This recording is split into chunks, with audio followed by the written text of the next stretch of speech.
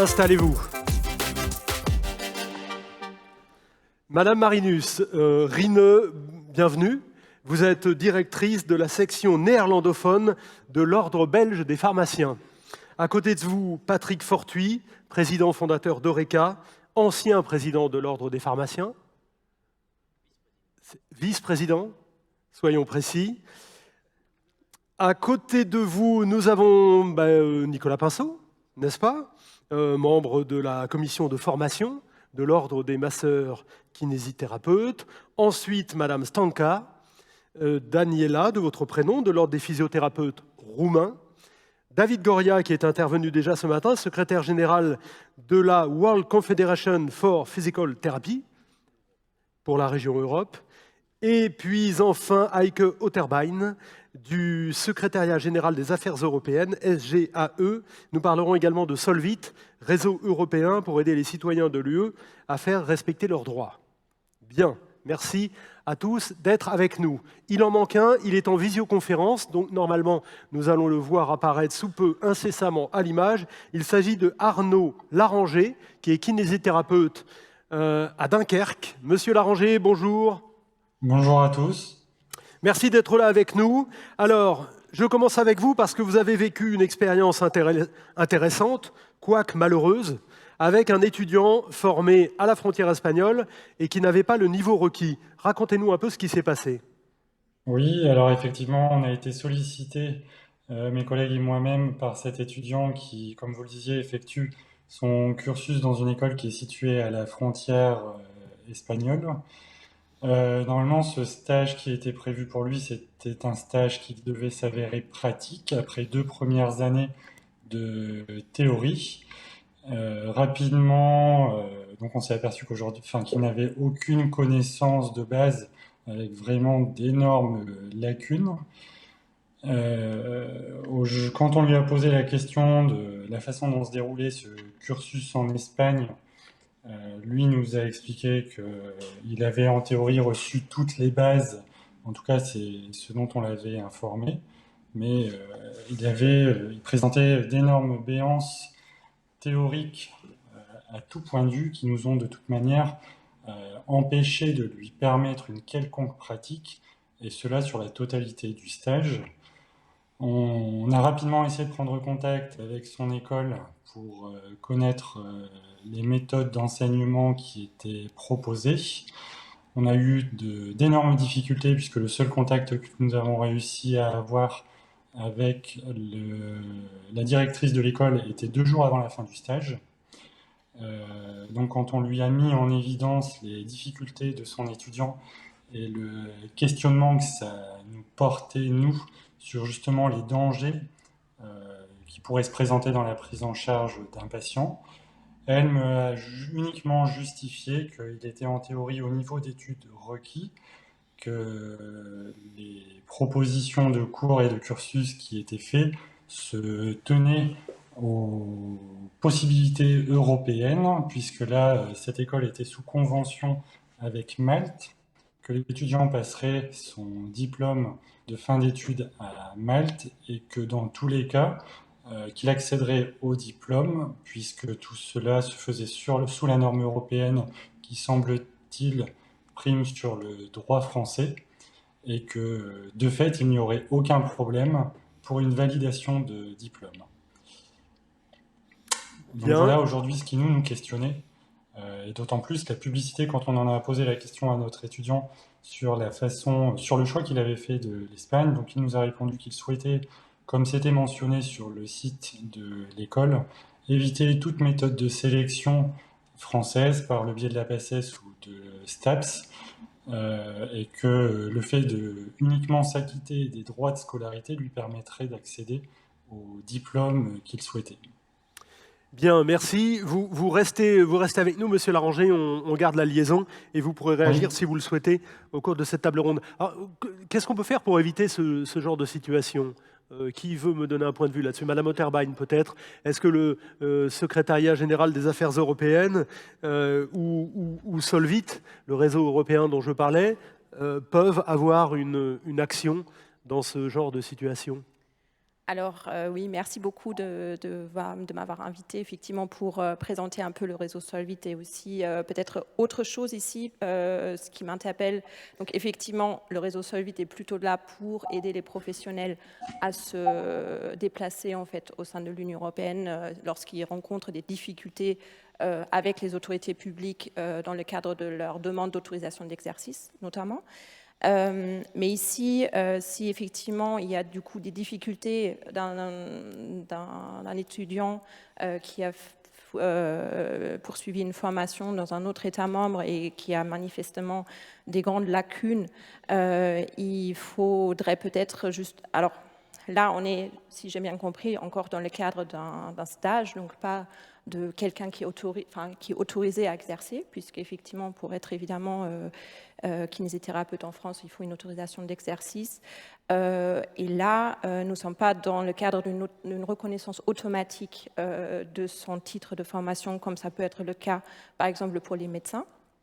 Donc, les autorités françaises ont quand même le droit de vérifier à travers, du coup, un examen de son titre de formation, de ses expériences, etc., le droit de vérifier s'il est effectivement apte à exercer en France. Et donc, si jamais il y a des difficultés sur son cursus, des doutes sur l'authenticité de son diplôme ou ce genre de choses, ces autorités-là ont aussi la possibilité de poser directement des questions aux autorités qui ont délivré en fait ces titres. Et ça, c'est du coup on va dire un autre système qui a été mis en place par la Commission européenne qui s'appelle le système d'information du marché intérieur, donc le système IMI, qui est moins en fait évidemment à destination des citoyens directement ou des professionnels qui souhaitent exercer leurs droits, mais plutôt un outil d'aide aux autorités directement lorsqu'ils ont des doutes justifiés en fait sur la qualité d'un professionnel. Donc en fait, c'est ce système d'information du marché intérieur, donc comme vous dites, le système IMI, ça permet de garantir la compétence. Alors ça permet déjà d'initier un dialogue avec l'autorité qui a délivré le diplôme, de vérifier déjà que c'est un diplôme effectivement authentique, et ensuite d'obtenir plus d'informations en fait sur la formation que cette personne a réellement obtenue dans son État membre d'origine, et éventuellement du coup mieux comprendre le système et éventuellement procéder soit à l'imposition de mesures compensatoires pour permettre l'autorisation d'exercice en France ou pour refuser éventuellement cet exercice. D'ailleurs, Patrick Fortuit, les demandes de CPE, la CPE dont on va parler ensemble, carte professionnelle européenne, se font également sur IMI. Hein? Oui, tout à fait. Oui. Tout à fait. Alors, il faut qu'on en parle de cette CPE, carte professionnelle européenne. Vous en êtes à l'origine d'ailleurs, hein? Oui, si. On vous appelait même Monsieur Carte à une certaine époque. Hein? C'est vrai, j'étais un peu monomaniaque. Quand j'arrivais à Bruxelles, on me disait « Ah, bonjour, monsieur Carte ». Alors, qu'est-ce que la CPE? Que permet-elle? Quelle garantie offre-t-elle? Si vous voulez, moi, ce que je veux déjà dire, c'est qu'on a entendu beaucoup de choses sur l'Europe depuis ce matin, des choses positives, des choses négatives. Moi qui commence à avoir une certaine ancienneté dans ce domaine, je dois dire que je suis particulièrement positif parce que même si tout n'est pas encore parfait, loin s'en faut, on a beaucoup avancé. Il n'est pas si loin le temps où un professionnel de santé interdit dans son propre pays pouvait venir en toute liberté, en toute légalité, exercer dans un pays de l'Union sans que le pays qui recevait cette personne puisse vérifier quoi que ce soit. Je vois que vous avez pris votre micro, vous avez peut-être une réponse à me donner, mais c'était quand même beaucoup plus facile à une époque qu'aujourd'hui. Et il s'est fait que la France a été très moteur dans ce domaine parce que nous avons eu la chance de travailler avec le GIPCPS de l'époque et les cartes de professionnels de santé. Donc on était déjà avancé sur la philosophie de la carte de professionnels de santé, l'outil qui est l'outil d'identification du professionnel de santé en France. Et comme il y avait dans un considérant de la première directive qualification l'évocation d'une carte, on a été amené un jour à proposer à la Commission européenne un travail qui aurait permis justement cette mobilité des professionnels de santé beaucoup plus facilement, en sachant que l'objectif était quand même avant tout la sécurité du patient. et que, suite à ces exemples que j'évoquais, qui remontent à il y a une dizaine d'années, on ne pouvait pas se trouver en face de nous avec un professionnel interdit dans son pays, quelle que soit la raison, qui viendrait exercer en France.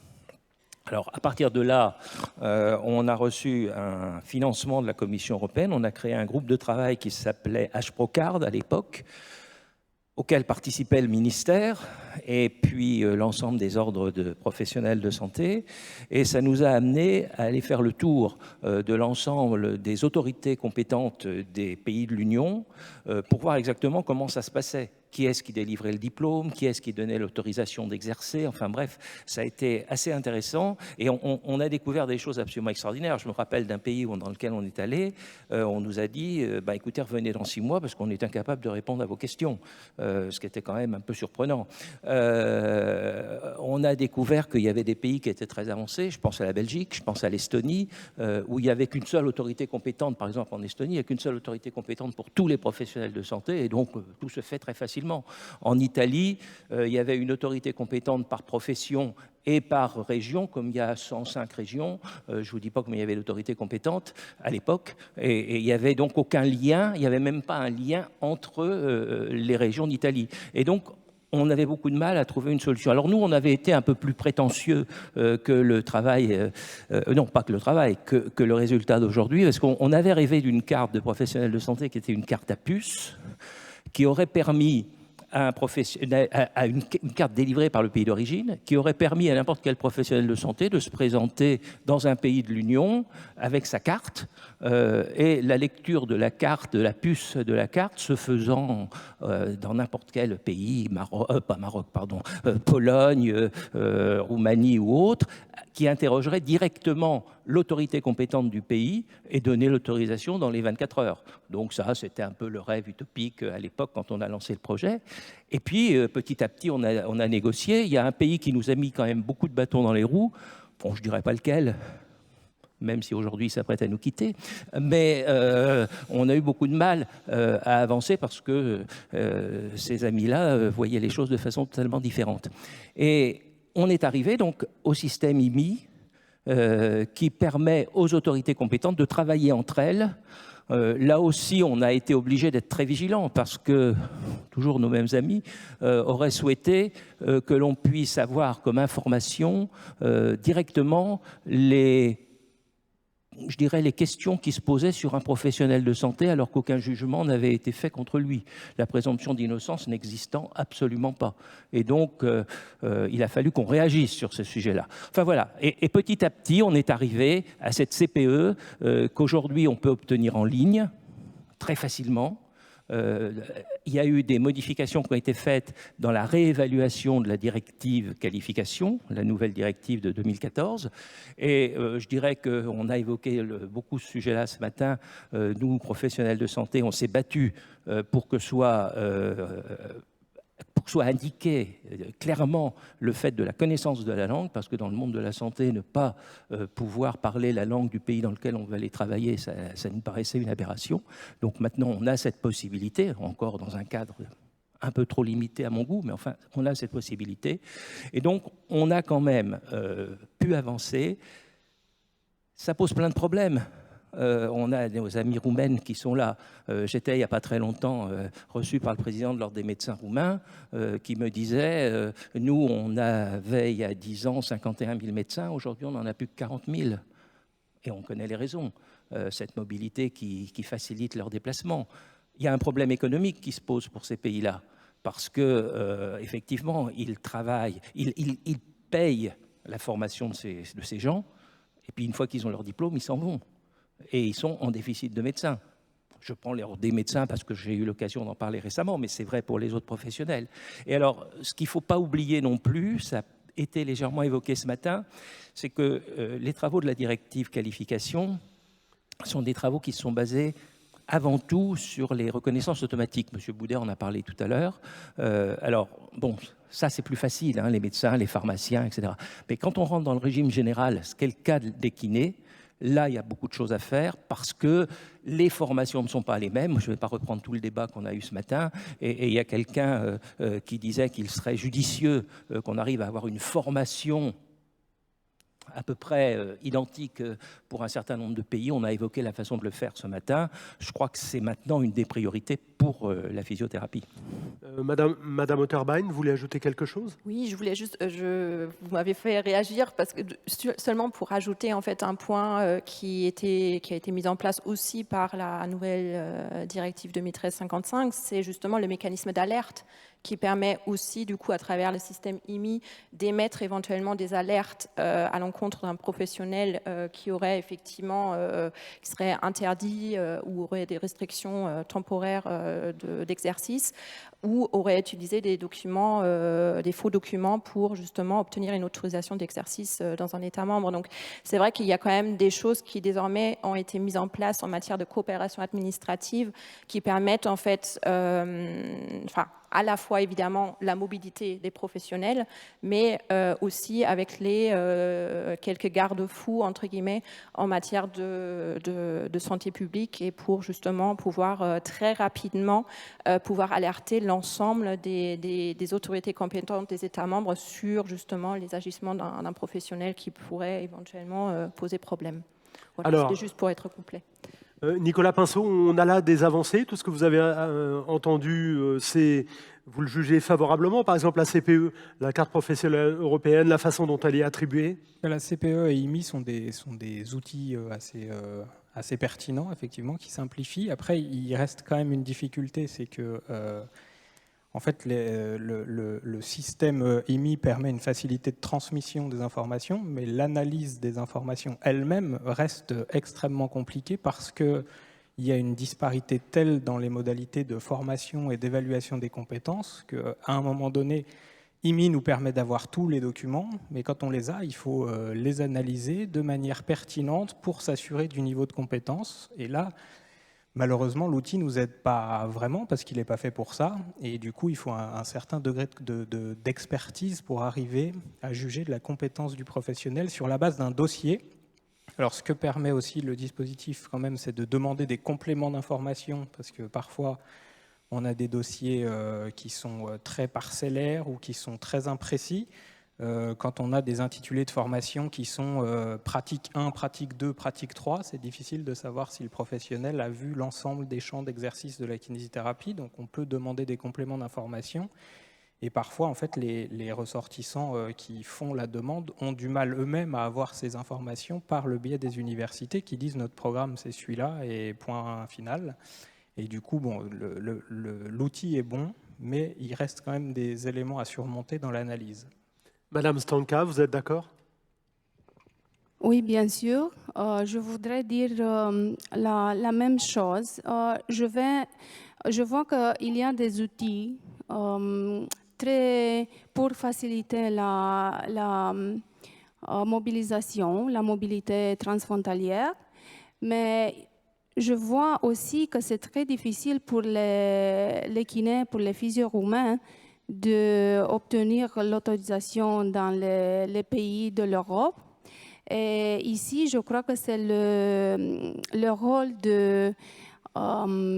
d'autorité compétente de mise en place de moyens pour leur donner des compétences pour harmoniser le curriculum, le programme d'études, avec les standards européens. Et c'est pour ça que, parce que nous sommes au commencement, nous sommes comme un ordre depuis 2 ans, seulement 2 ans, nous avons besoin de coopérer et d'avoir une coopération concrète avec les autorités de l'État européen. Et nous savons que le rôle de l'ordre est de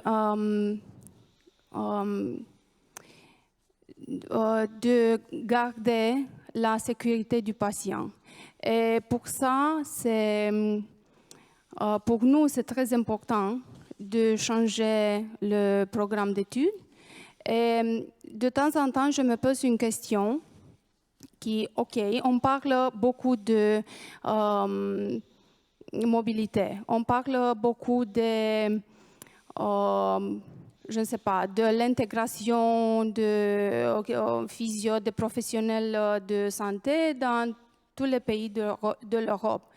Et comme en Roumanie, il y a beaucoup de kinés qui veulent travailler dans les pays de l'Europe, je me demande, et je me pose une question de plus en plus, que font les autorités nationales pour garder les kinés ou les professions de la santé dans leur pays? Parce que en Roumanie, par exemple, c'est déjà un trou, si je peux parler d'un trou dans le cadre professionnel de la santé. Et les patients, je ne sais pas qui va prendre soin de moi après 10 ou 20 jours, 20 années, les prochaines 20 années. Si tous les kinés, parce que nous avons beaucoup de kinés qui partent à l'étranger. Et je crois que c'est notre rôle de faire de mise en place des actions pour faciliter, mais aussi pour garder les kinés dans leur pays et pour prendre soin de leurs patients. Parce que l'État, je sais que l'éducation coûte très cher. Oui, c'est vrai, dans tous les pays. OK. Et en Roumanie, c'est cher. Et pourquoi l'État dépense d'argent, beaucoup d'argent, pour préparer, pour former des kinés qui vont travailler à l'étranger et qui vont prendre soin pas de leurs confrères? Madame Terbein, est-ce que vous avez des éléments de réponse pour Madame Stanka, des physiothérapeutes roumains? Non, puisque, entre guillemets, nous sommes effectivement plus là, en tant que, là je parle, entre guillemets, sous ma casquette du réseau Solvit.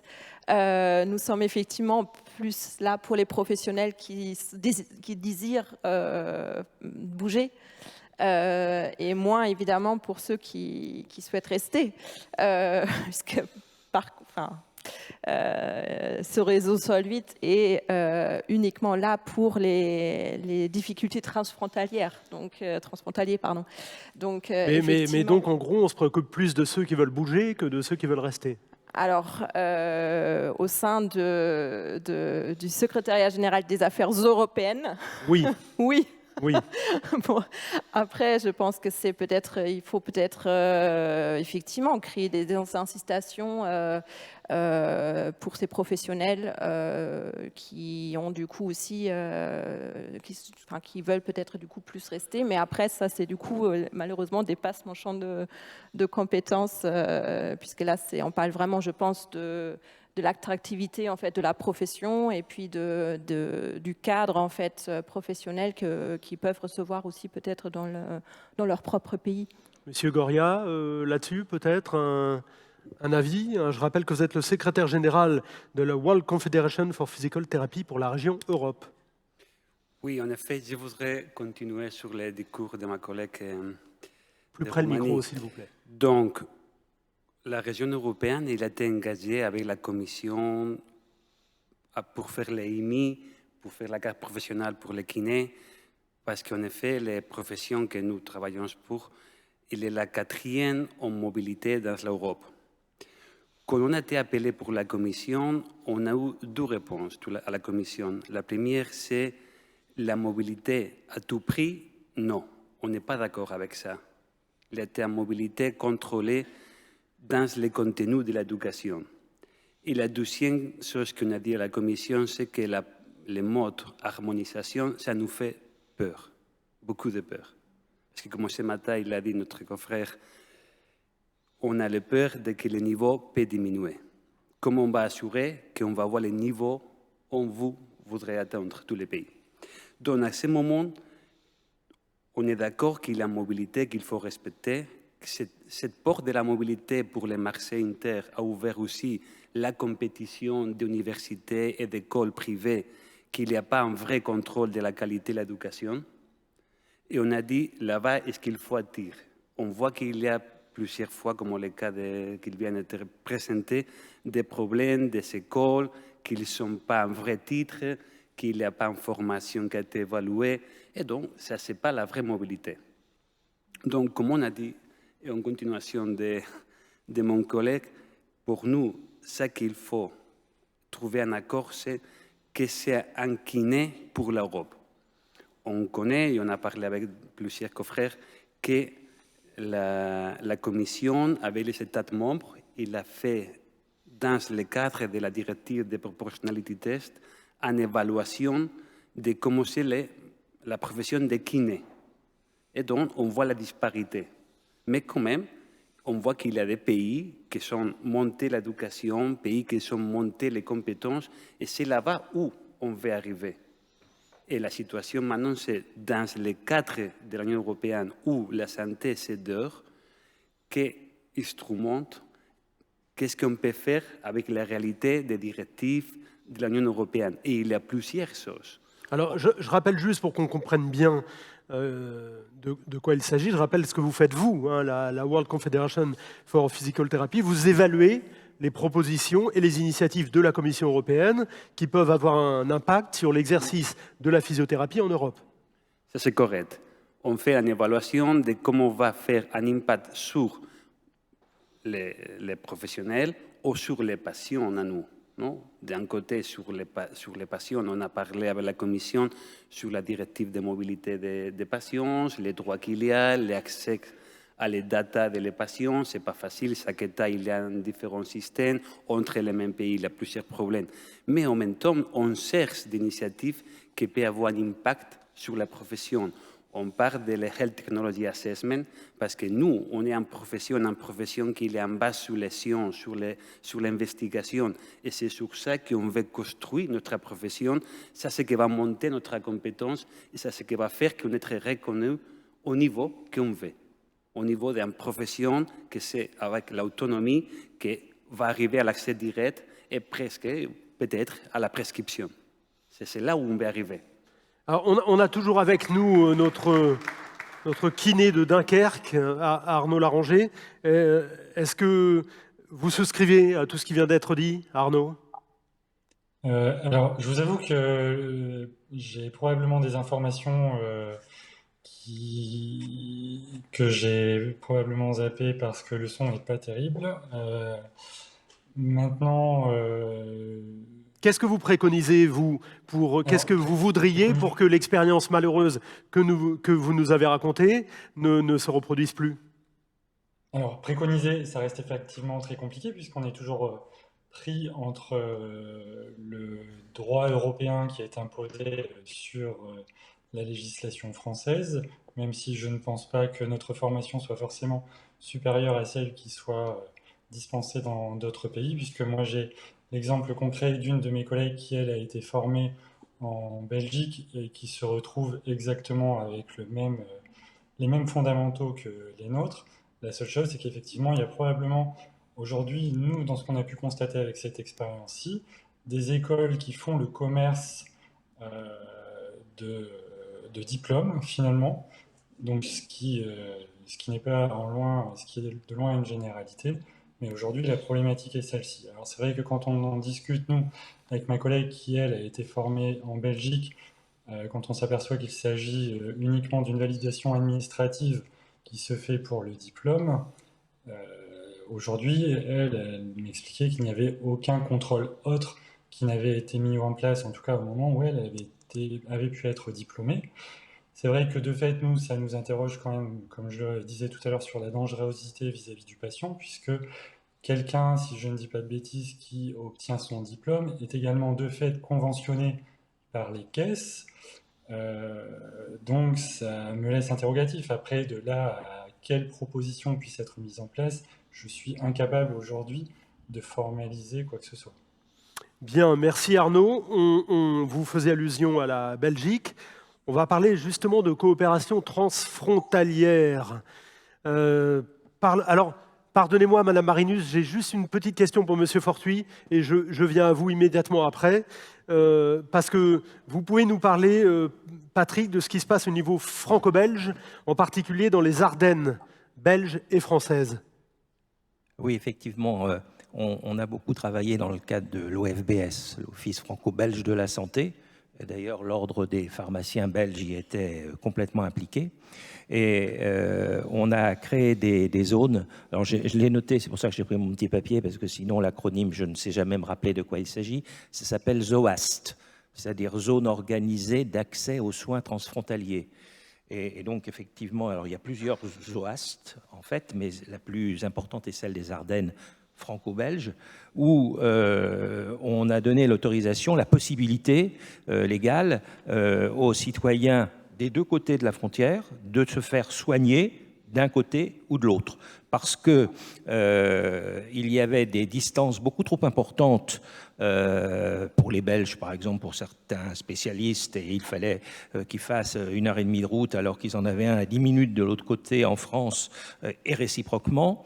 Et donc, pour les gens qui résident, je dis bien qui résident, dans ces zones-là, il y a des accords qui ont été conclus. Il y a même des possibilités de lecture de la carte CPS pour les professionnels de santé, donc d'accès au DP, au DMP. Et les Belges peuvent, enfin, les professionnels belges du secteur peuvent accéder à ces informations-là et se faire soigner tout à fait naturellement, gratuitement, dans les mêmes conditions qu'ils l'auraient fait en France. Et ça, c'est un point qui est très positif, qu'on voudrait essayer de développer. D'ailleurs, il y a le même système mais, qui existe depuis de mémoire 2014, mais là, dans un tout autre secteur. C'est à la frontière franco-espagnole, avec l'hôpital de Cerdagne, qui se trouve juste à cheval sur la frontière, enfin côté espagnol, mais où les Français et les Espagnols peuvent se faire soigner comme s'ils étaient dans leur propre pays. Et les médecins de cet hôpital de Cerdagne, peuvent accéder aux informations du DMP, etc., de la même façon. Donc, on a une véritable évolution dans la prise en charge des soins pour ces patients qui étaient loin de tout, hein, et qui, du coup, grâce à ce système, peuvent retrouver un médecin spécialiste à 10 minutes de chez eux, alors qu'ils mettaient 1h30 avant pour y accéder. Merci. Alors, Madame Marinus, je rappelle que vous êtes directrice de la section néerlandophone de l'Ordre belge des pharmaciens. Et vous pouvez nous confirmer que les ordres ont un vrai rôle à jouer concernant la régulation des professions de santé en Europe et qu'ils sont là pour faire respecter les droits des patients, hein, notamment en Belgique. C'est bien ça. Donc, je suis, comme monsieur dit, directrice de l'Ordre des pharmaciens, section néerlandophone, mais aussi secrétaire de l'Eureka. Comme ça, je suis tout près de Patrick Fortuit et de Pascal Mathieu aussi. Un sujet que je n'ai pas encore entendu aujourd'hui, c'est quelque chose où certainement Belgique est déjà très évoluée, et c'est toute la digitalisation de tout ce qui est e-santé, tout ce qui est digitalisation des professions de la santé. Là, je voudrais dire pourquoi je veux en parler, parce qu'en Belgique, on est très loin. C'est la plateforme e-health qui a vraiment élaboré à tout ce projet.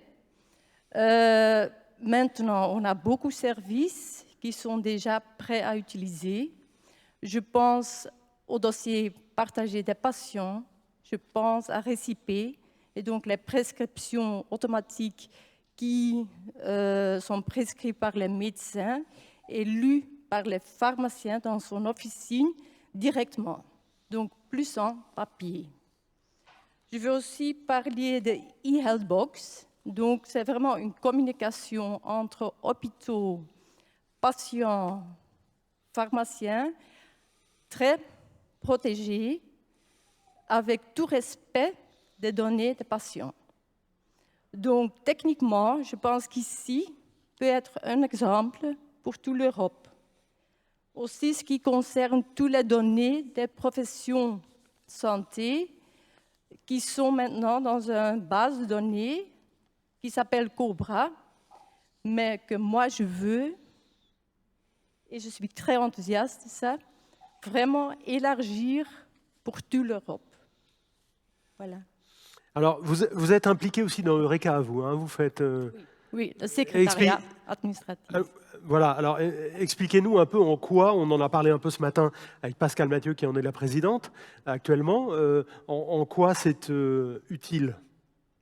Donc, je pense que, mais en collaboration, je pense aussi avec l'IMI, parce qu'ils sont quand même dans le même sujet, que c'est très important que, aussi pour tout ce qui est autorité compétente, d'avoir cette mission et d'assurer les patients qui l'ont dans un pays de l'Europe, une profession, un soin de santé de haute qualité.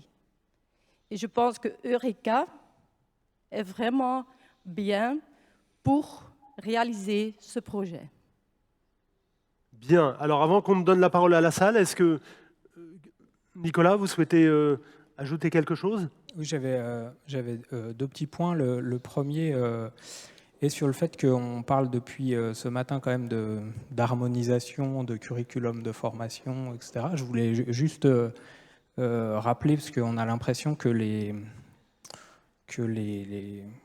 l'Europe a mis des contraintes, on va dire, aux échanges des professionnels. Il faut aussi se souvenir quand même qu'en 1999, on a signé le processus de Bologne et que la visée de ce processus était justement l'harmonisation de la formation sur la forme des licences et des masters. Alors, au risque de passer pour un monomaniaque, en l'occurrence, sur IMI, je vois beaucoup de pays qui ont effectivement fait la démarche. Et pour l'instant, c'est plutôt la France qui est un peu en retard de cette mise en œuvre de ce processus de Bologne. Et peut-être le deuxième élément, c'est que, puisqu'on était dans la catégorie des actions concrètes, en fait, il y en a qui font des échanges européens de manière extrêmement concrète et extrêmement fructueuse, c'est les étudiants, par le biais d'Erasmus dont on a déjà parlé. Et peut-être pour répondre aussi aux problématiques d'accueil d'étudiants en stage qui viennent d'écoles à l'étranger sur lesquelles il n'y a pas eu beaucoup de contrôle, et c'est ce que j'ai compris du témoignage de mon confrère, en fait, le cadre Erasmus, normalement, permet justement de cadrer ça et de s'assurer du cadre administratif dans lequel se font les échanges. Donc ça peut être, pour répondre tout à l'heure, vous demandiez qu'est-ce qu'on peut apporter comme solution.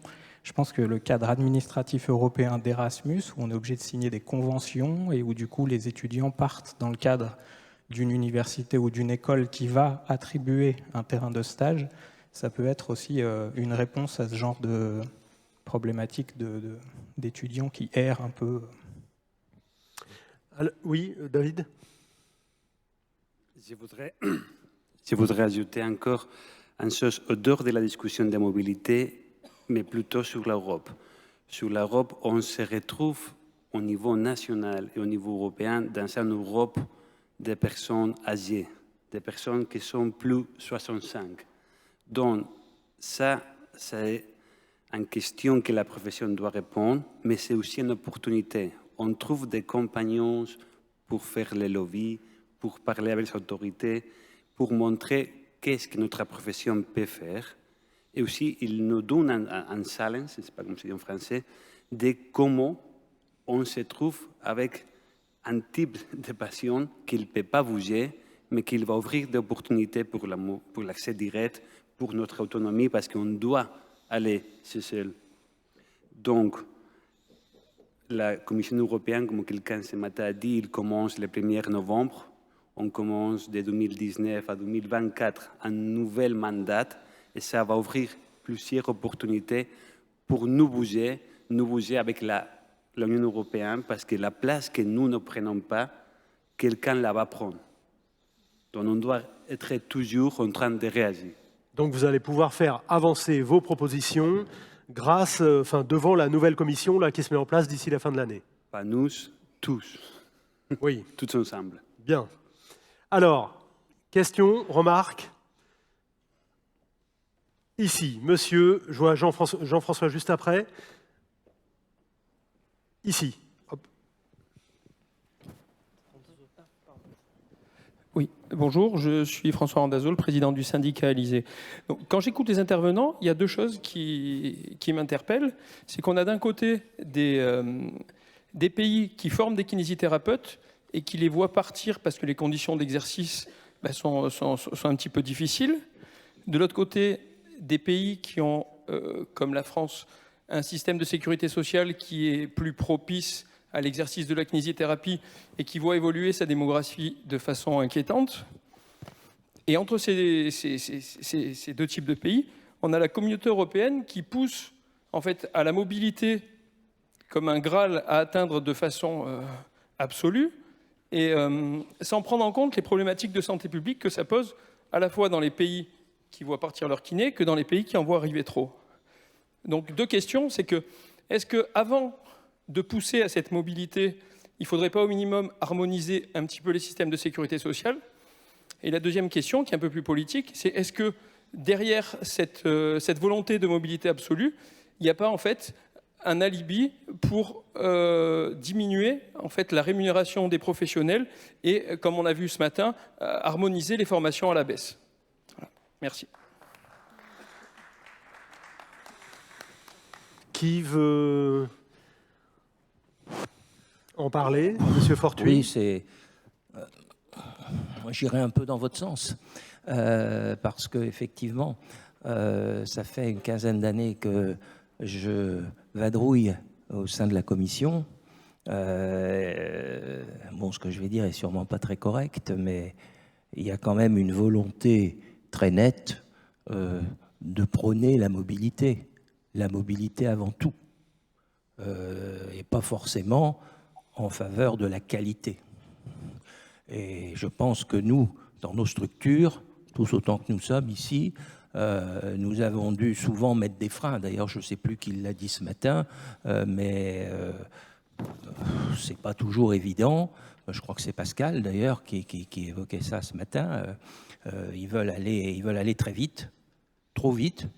Et écoutez, moi, je me rappelle, quand j'étais président de RECA, j'ai été un jour sollicité par le ministre de la Santé de Moldavie, qui voulait rentrer dans la Commission européenne, enfin qui voulait rentrer, pardon, dans l'Union européenne, et qui m'avait sollicité pour savoir comment il pouvait mettre les formations de ces professionnels de santé globalement dans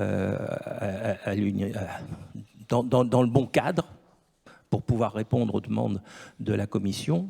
Et quand j'en avais parlé avec le responsable au niveau de la Commission, il m'a dit « mais c'est une bonne idée, il faut qu'on avance ». Or, c'était une catastrophe par rapport à la formation actuelle. Donc moi, je suis quand même assez réservé. Et d'ailleurs, comme je le disais tout à l'heure, vous savez, il y a deux choses. J'ai participé aux travaux de refonte de la directive. Et je crois que inconsciemment, et vous étiez donc malheureusement pas concerné, ce qui s'est passé, c'est qu'ils veulent tellement avancer vite qu'ils ont essayé de travailler sur les professions à reconnaissance automatique. Et donc ça, c'était beaucoup plus facile, on l'a évoqué tout à l'heure. Et donc ils ont un peu oublié ce régime général parce que ça les obligeait à avoir des contraintes. Et ils n'avaient pas envie d'avoir des contraintes parce que politiquement, ils voulaient avancer. Donc ça a été... Je pense que les reconnaissances automatiques pour ces professions-là étaient plutôt positives. Mais ce n'était pas la majorité des professions. Et deuxièmement, on en a discuté avec notamment le commissaire européen de la santé, le précédent, je ne dirais pas son nom parce que c'est trop compliqué, qui, lui, demandait à ce que justement des pays comme la Roumanie puissent avoir des compensations financières d'une façon ou d'une autre pour leur perte de professionnels. Quand je disais tout à l'heure qu'ils avaient perdu plus de 10 000 professionnels, 10 000 médecins en une dizaine d'années, ça a un coût tout ça. Et puis, vous étiez inquiète, vous disiez mais qui est-ce qui va me soigner dans 20 ans? Il faut que nous travaillions, et je pense que RECA doit pouvoir travailler sur un sujet comme celui-là, parce qu'il faut qu'on puisse aussi, il faut ne pas s'opposer à la mobilité, mais non pas aller dans le sens impératif de la Commission. Et vous savez, il n'y a pas que ces pays-là, c'est pareil. Un jour, j'étais en Estonie, et en Estonie, on m'a cité un autre exemple, c'était aussi le ministre de la Santé qui me disait ça. Les professionnels de santé d'Estonie partent travailler en Finlande, tout simplement parce qu'en Finlande, ils sont beaucoup mieux payés. Le seul avantage par rapport à la Roumanie, c'est qu'en fait, ils partent travailler en Finlande la semaine, mais ils rentrent le week-end. Donc au moins, l'argent qu'ils ont gagné en Finlande, ils le rappellent en Estonie. Chez vous, malheureusement, ce n'est pas le cas. Et voilà, je pense qu'il faut qu'on facilite cette mobilité et qu'on s'assure de la qualité du professionnel de santé. Et ça, c'est nous qui allons le faire, ce n'est pas les politiques. Mais il faut qu'on le fasse dans un cadre bien déterminé et que peut-être qu'on profite, comme vous le disiez tout à l'heure, de cette nouvelle commission qui est mise en place, de ce nouveau Parlement qui arrive, pour essayer d'avoir de nouveaux interlocuteurs qui auront peut-être moins cette envie de vitesse. Moi, c'est un peu comme ça que je traduis. Je ne sais pas ce que vous pensez, mais... En effet, dans la mobilité, il y a deux parties, les professionnels et les patients. De le côté des professionnels, on ne peut pas éviter qu'une personne ait l'envie d'améliorer sa vie et aller à notre pays qui a les meilleures conditions. Donc, les problèmes, ce n'est pas dans la mobilité, sinon dans les pays d'émission, où, d'un côté, où il n'y a pas les bons salaires et l'argent pour les professionnels, ou les qualités des travaux que ce professionnel va faire, il ne va pas arriver à l'expectative. Pour moi, c'est plus dangereux la dérivation des patients que plusieurs États font sur les autres, parce que c'est plus facile de l'envoyer d'un pays, on va dire, riche, sans dire le nom, sur un autre pays, et payer moins que dans le propre État. On a vu des cas comme ça, et pour moi, au début de cette directive de mobilité des patients, je croyais que ce ne sera pas gros. Mais maintenant, on trouve qu'il y a des pays, de le sud de l'Europe surtout, qui sont en train de chercher la réception des patients. Ce sont les mêmes pays, les mêmes autorités en train de faire une promotion de tourisme de santé. Et ça, c'est pour moi, ça, c'est pas l'Europe. Ça, c'est pas l'Europe. L'Europe, c'est améliorer chaque pays et qu'en chaque pays, on va être bien comme dans les autres. Bien, nous continuons, nous prenons vos questions et je vois Jean-François Dumas qui veut intervenir. Merci. Je voudrais remercier notre confrère du Nord, Arnaud Laranger, pour son témoignage qui ne devait pas être si facile qu'on peut l'imaginer, parce qu'il n'a pas cité le nom de l'école. Je vais me permettre de le faire à sa place s'il m'y autorise, et uniquement s'il m'y autorise. Arnaud ? Oui, désolé, hein, le son est vraiment... Est-ce que je peux citer le nom de l'école en en question? Il s'agit de... On peut citer le nom de l'école? Il n'entend pas. Arnaud, Oui, Jean-François Dumas voudrait citer le nom de l'école que vous n'avez pas cité. Oui, vous voulez, le nom de l'école, oui, vous voulez que je vous la cite, c'est ça? Oui. Oui. Alors, c'était l'école CECI à Irun. Donc apparemment, nous, quand on s'était interrogé sur cette école, on avait cherché un peu sur Internet. C'est apparemment une école qui avait déjà formé des physiothérapeutes, enfin, tel que c'était annoncé, des physiothérapeutes en France. Et apparemment, il y avait eu, si je ne dis pas de bêtises, un jugement de la part du tribunal de Toulon qui avait exigé sa fermeture. Et du coup, ils ont uniquement délocalisé leur école à la frontière pour poursuivre cette activité. Mais c'est vrai qu'aujourd'hui, clairement, nous, ce qui nous interroge, c'est effectivement, dans une certaine mesure, la mise en danger du patient. Nous, simplement, au vu du cas concret qui nous a été présenté pendant un mois, et également aujourd'hui avec le libre accès aux soins qui sera encadré dans le cadre, enfin, dans certaines pathologies en kinésithérapie, comme apparemment sur les entorses ou la lombalgie. Moi, je m'interroge grandement sur la capacité de certains à recevoir ces patients, et aujourd'hui, l'image, encore une fois, qui pourra être délétère pour notre profession. Alors cette école, on la connaît très bien, vous l'avez dit, elle a été condamnée par la justice française. Sur le territoire français, cette école a été jugée illégale. Donc les responsables de cette école ont transposé finalement l'école de l'autre côté de la frontière française à Irun. Et donc à l'époque où ils avaient conventionné avec la France, ils pratiquaient déjà, ces responsables, une forme de menace, d'intimidation envers les familles. On a reçu beaucoup de témoignages des familles. Et c'est pour ça que ce témoignage, il est très important. Et je vous rends hommage et je vous félicite parce qu'il ne doit pas être facile. Parce que j'espère que vous n'aurez pas de menaces. Mais il met à la lumière une situation... Non, mais il met en lumière une situation absolument insupportable. L'État français est totalement démuni.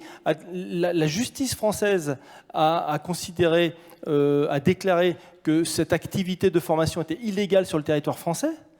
Les responsables se sont expatriés, sont allés sur le territoire espagnol, mais pour former des Français.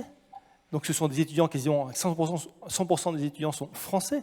À l'époque, ils avaient réussi à obtenir une convention avec une université portugaise. Et en plus, l'État portugais reconnaissait ce diplôme comme permettant l'exercice sur le territoire portugais. Donc ça veut dire que c'est la clé, c'est la possibilité d'aller exercer sur tout le territoire européen.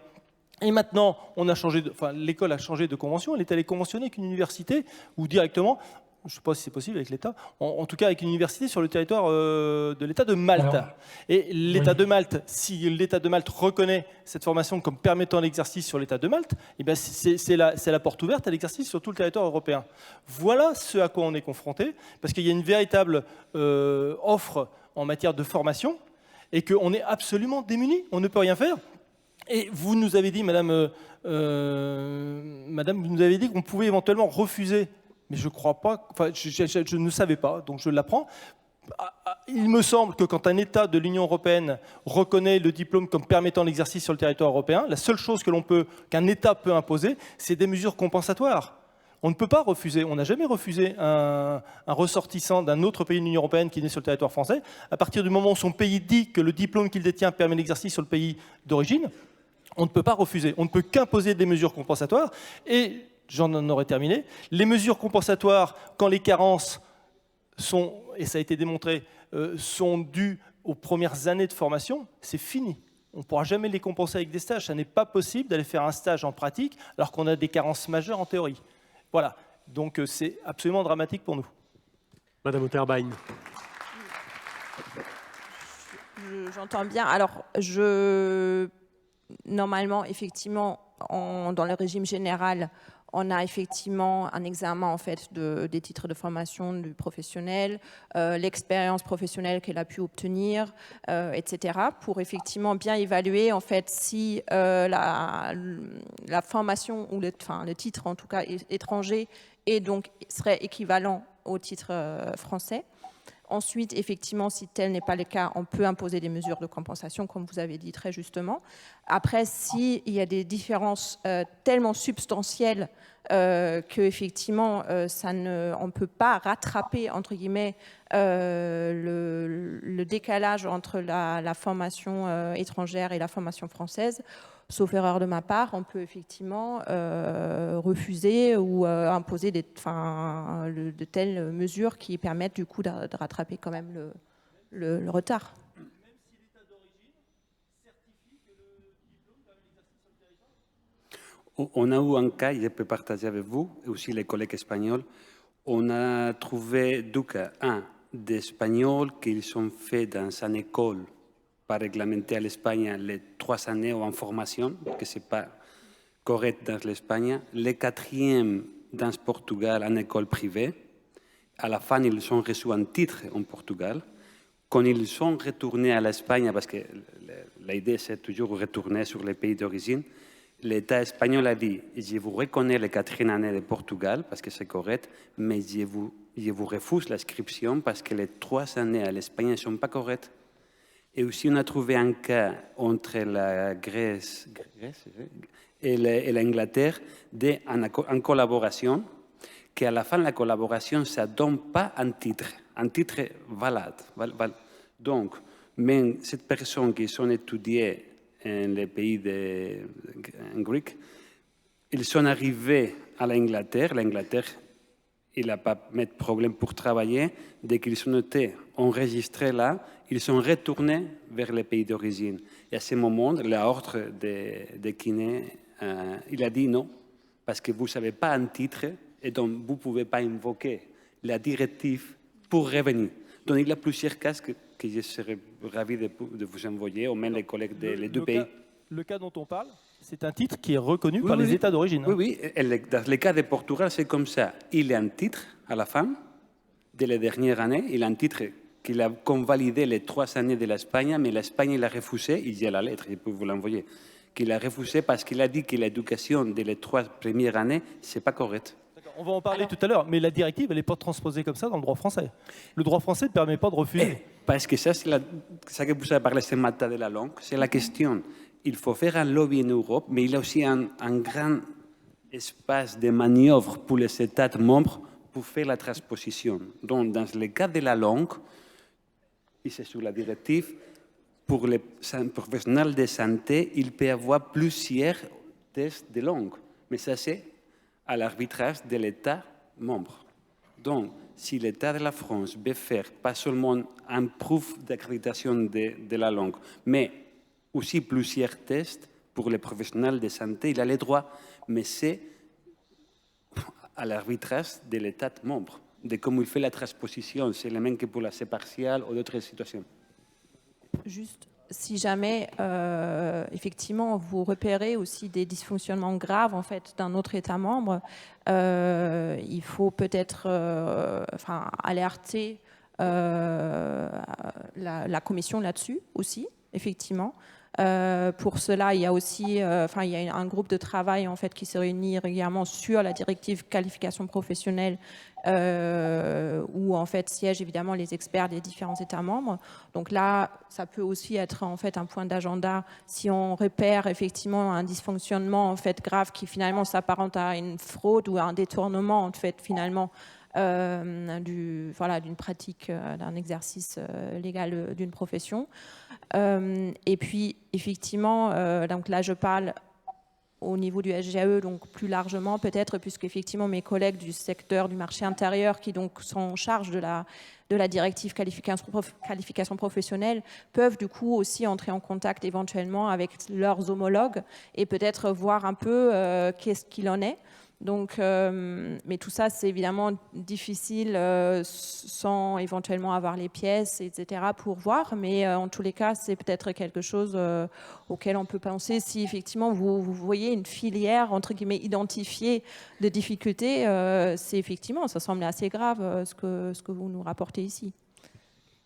Je sais qu'il y a aussi des physios roumains qui ont été refusés en Angleterre et en Irlande, et ils ont le titre reconnu dans le pays d'origine, alors à cause de curriculum. Bien, est-ce qu'il y a d'autres questions? Une dernière. Alors, 2 dernières, mais courtes, s'il vous plaît, monsieur. Oui, bonjour, Yvan Tourjanski, donc vice-président du syndicat national des masseurs-kinésithérapeutes. Une question pour Nicolas Pinceau qui a évoqué Erasmus.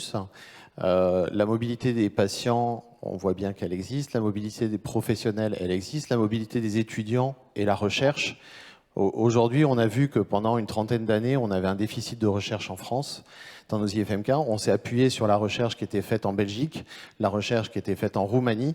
Et moi, j'ai entendu parler beaucoup de directeurs, enfin de centres de SSR ou de médecins ou de kinésithérapeutes qui disaient moi, j'aime bien les kinés roumains parce qu'ils ont une compétence en recherche dans tel domaine, les kinés belges parce qu'ils ont une compétence. Et est-ce que, en fait, l'opportunité de la recherche européenne et donc de cette mobilité aussi des étudiants via Erasmus et via les chercheurs pour avoir des projets en commun ne me permettrait pas d'homogénéiser un peu toutes ces pratiques différentes qu'on a dans nos différents pays au service de toute la population européenne. Donc, est-ce que Erasmus se développe en France? Est-ce que le nouveau cursus qui a été mis en place en France permet facilement d'échanger avec les autres pays européens pour faire de la recherche aussi bien au niveau des enseignants qu'au niveau des étudiants? Merci Nicolas pour ta réponse. Alors en France, je ne sais pas si je peux parler au nom de la France, donc je vais donner ce que je connais le mieux sur le plan local à Grenoble en tout cas, et je pense que c'est pareil pour les écoles assez proches de l'université. Il y a effectivement des conventions Erasmus, l'université nous aide bien à ça puisqu'elles ont des systèmes et des services de relations internationales qui maîtrisent bien le remplissage des dossiers qui est parfois un peu long et compliqué. Donc il y a effectivement des étudiants qui partent en Erasmus et des étudiants physio européens qui sont accueillis en France en Erasmus.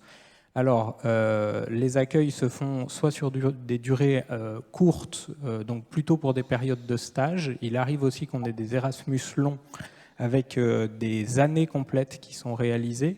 La difficulté là, c'est de trouver dans le pays qui envoie l'étudiant en Erasmus un curriculum qui est suffisamment ressemblant au nôtre pour qu'en fait l'étudiant ne perde pas le bénéfice de son année chez lui.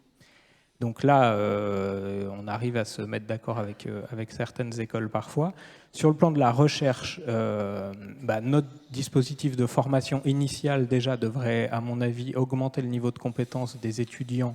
Et du coup, les collègues des services de SSR trouveront, je pense aussi, que les professionnels formés avec le nouveau dispositif sont plus compétents en recherche clinique. Il y a aussi de plus en plus d'écoles qui proposent des doubles cursus de formation. Sur ces doubles cursus, il y a souvent des stages recherche qui sont associés. Et sur ces stages recherche, il y a dans la culture universitaire et scientifique beaucoup plus d'échanges entre laboratoires. Donc effectivement, les étudiants partent assez facilement, d'autant que c'est des stages de 6 mois, les stages recherche. Et du coup, ça permet vraiment de s'imprégner de la culture dans laquelle on va. Et puis, il y a aussi des collaborations qui se mettent en place entre les IFMK et d'autres équipes de recherche à l'étranger. Je crois que Annabelle, qui est pas loin, avait élaboré un partenariat avec le Japon, donc même très en dehors de l'Europe. Nous, on a un partenariat un peu privilégié avec l'Italie, puisque les Alpes aidant, ça crée en fait une unité de territoire. Donc je pense qu'on est dans la bonne voie pour ça. À savoir quand même que, encore une fois, la non-reconnaissance du diplôme, c'est pour ça qu'ils le font quand ils sont en double cursus, puisque le fait qu'on n'ait pas de reconnaissance de master limite les départs en fait, à l'étranger. Je vais prendre un cas assez simple. Pour un départ à Montréal, vous ne pouvez le faire que si vous êtes par ailleurs inscrit en master. Et du coup, on a dû mettre en place des dispositifs un peu particuliers. Voilà. Allez, dernière question. Non, malheureusement, vraiment, ce sera la dernière. Madame, là-haut.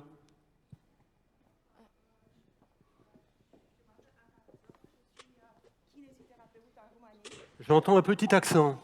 Oui, je suis roumaine. Bonjour. Je suis kinésithérapeute en Roumanie. Et je souhaiterais un jour travailler comme kiné en France. Et bien sûr, je suis là. Mais pour obtenir l'autorisation d'exercer en France, je pose la question, est-ce que je pourrais travailler comme aide-kinésithérapeute en France afin qu'il va me permettre d'acquérir mes compétences qui manquent, va me permettre d'avoir d'argent pour vivre en France et en même temps, et après, voilà. Il semble que obtenir plus tard l'autorisation. Pascal Mathieu. Je précise que j'ai une on peut donner un micro à Pascal en France, à l'école d'Assas, que je remercie via Erasmus. Voilà, je suis très contente. J'aimerais bien connaître plus le milieu de santé professionnelle en France et après travailler comme kiné. Je l'avoue que je ne suis pas au niveau kiné comme les autres kinésithérapeutes français. Voilà. Bien, merci madame. C'est Pascal Mathieu qui va vous répondre. Merci. Eh bien, écoutez, la réponse est non, clairement non, tout simplement parce que ça n'existe pas et que ce serait particulièrement illégal. Donc, c'est pas nous, représentants de l'ordre, qui pouvons vous répondre de façon favorable, même si j'entends bien et même si c'est une question récurrente. Être kiné, eh bien, malheureusement, ça existe de façon illégale dans certains établissements. On le sait, on en a déjà parlé ici l'année dernière. Certains étudiants travaillent même l'été comme aide-kiné, mais on les met sur des grilles faisant fonction d'aide-soignant, éducateur, brancardier. Mais en tout cas, l'aide-kinésithérapeute n'est pas une profession qui existe en France actuellement. Nous avons mené des discussions avec les syndicats pour savoir s'il était opportun de réfléchir à la question. Je ne vous cache pas que nous savons que certains députés travaille sur le sujet depuis longtemps déjà, et il y a une réforme actuellement de la profession d'aide-soignante et certains bruits de couloir, alors il faut se méfier des rumeurs, mais certains bruits de couloir évoquent la possibilité pour les aides-soignants de basculer vers des aides gérontologiques avec des compétences en rééducation et des aides kinés. À ce stade, nous ne sommes pas du tout intégrés dans ce type de discussion.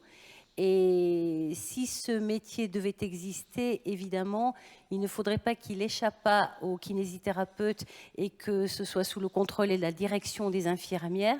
Mais en tout état de cause, à ce stade, c'est illégal, ça n'existe pas et c'est impossible. Bien tenté. Merci. Mesdames, messieurs, nous vous remercions, nous vous applaudissons.